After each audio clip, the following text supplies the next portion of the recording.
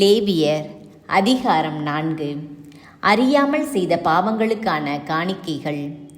ஆண்டவர் மோசேயிடம் கூறியது: நீ இஸ்ரேல் மக்களிடம் அறிவிக்க வேண்டியது: ஒருவர் அறியாமையினால் ஆண்டவரின் கட்டளைகளில் ஒன்றையேனும் மீறி பாவம் செய்தால் அவர் செய்ய வேண்டியது: அருள் பொழிவு பெற்ற குரு பாவம் செய்து மக்கள் மீது குற்றப்பழி வந்தால், தான் செய்த பாவத்தை முன்னிட்டு பழுதற்ற ஓர் இளம் காளையை பாவம் போக்கும் பலியாக ஆண்டவருக்கு செலுத்துவாராக.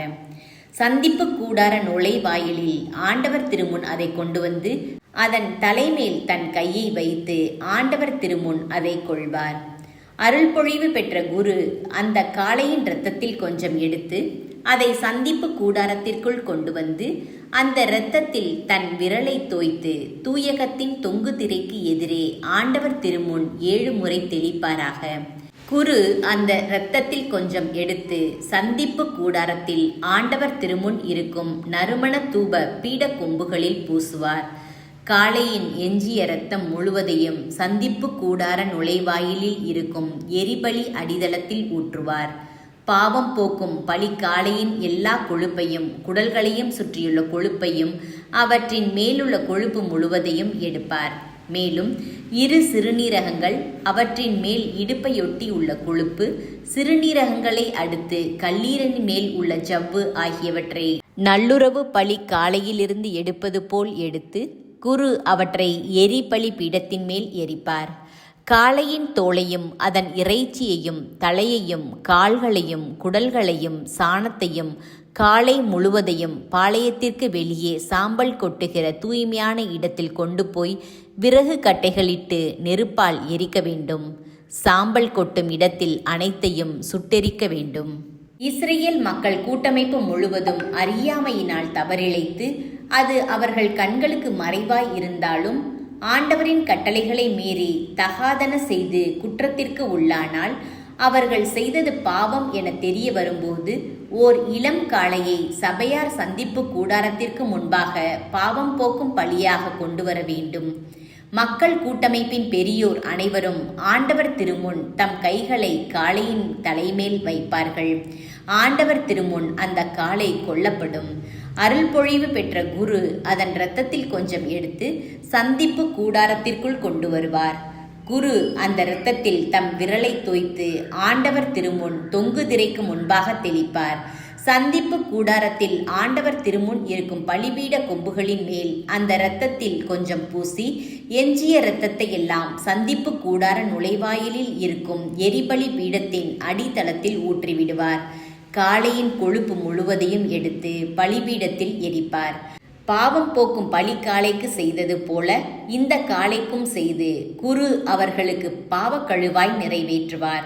அப்பொழுது அவர்கள் மன்னிப்பு பெறுவர். முன்னைய காளையை எரித்தது போல இதையும் பாளையத்திற்கு வெளியே கொண்டு போய் சுட்டெரிப்பாராக. இது சபையாருக்கான பாவம் போக்கும் பலி. தலைவன் ஒருவன் தன் கடவுளாகிய ஆண்டவரின் கட்டளைகளில் எதையாவது அறியாமையால் மீறி பாவம் செய்து குற்றத்திற்குள்ளானால், தான் செய்தது பாவம் என்று அவனுக்கு தெரிய வரும்போது வெள்ளாடுகளில் பழுதற்ற ஒரு கிடாயை பலியாக கொண்டு வருவான்.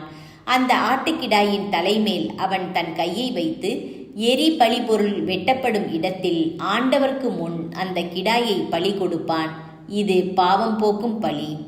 குரு பாவம் போக்கும் பலி இரத்தத்தில் சிறிது தம் விரலால் எடுத்து எரிபலி பீட கொம்புகளில் பூசி எஞ்சிய இரத்தத்தை அப்பலிபீடத்தின் அடித்தளத்தில் ஊற்றிவிடுவார்.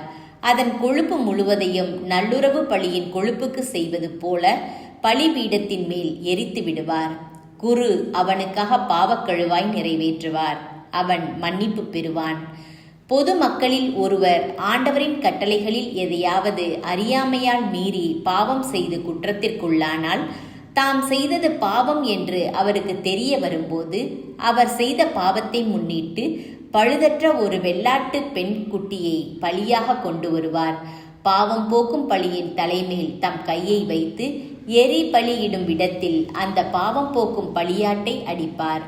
குரு அதன் இரத்தத்தில் சிறிது தம் விரலால் எடுத்து எரிபலி பீட கொம்புகளில் பூசி எஞ்சிய இரத்தத்தை அப்பீடத்தின் அடித்தளத்தில் ஊற்றிவிடுவார். அதன் கொழுப்பு முழுவதையும் நல்லுறவு பலியிலுள்ள கொழுப்பை போன்று எடுத்து பலிபீடத்தின் மேல் ஆண்டவர் விரும்பும் நறுமணமாக குரு எரித்து பாவக்கழுவாயாய் நிறைவேற்றுவார். அந்த மனிதரும் மன்னிப்பு பெறுவார். பாவக்கழுவாய் பலியாக அவர் ஓர் ஆட்டுக்குட்டியை கொண்டு வந்தால் அது பழுதற்ற பெண் ஆட்டுக்குட்டியாக இருக்க வேண்டும். அந்த பாவம் போக்கும் பலி பொருளின் தலை மீது தம் கையை வைத்து எரிபலியை அடிக்க வேண்டும். அதே இடத்தில் இப்பாவம் போக்கும் பலியையும் அடிக்க வேண்டும். குரு அந்த பாவம் போக்கும் பலியின் இரத்தத்தில் சிறிது தம் விரலால் எடுத்து எரிபலி பீட கொம்புகளின் மேல் பூசி எஞ்சிய இரத்தம் முழுவதையும் பலிபீடத்தின் அடித்தளத்தில் ஊற்றிவிடுவார். அதன் கொழுப்பு முழுவதையும் நல்லுறவு பலிக்கிடாயின் கொழுப்பை எடுப்பது போன்று எடுத்து எரிபலி பீடத்தின் மேல் ஆண்டவருக்கான நெருப்பு பலி போல் எரித்து விடுவார். இவ்வாறாக அந்த மனிதர் செய்த பாவத்திற்கு குரு பாவக்கழுவாய் நிறைவேற்றுவார். அவரும் மன்னிப்பு பெறுவார்.